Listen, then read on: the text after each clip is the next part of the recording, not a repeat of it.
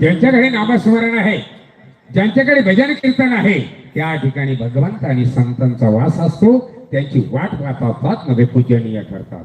देवईची हृद चरणींची माती धावत चालती मागे मागे, अशा संतांच्या मागे देव सुद्धा लागतात भजन करणारे.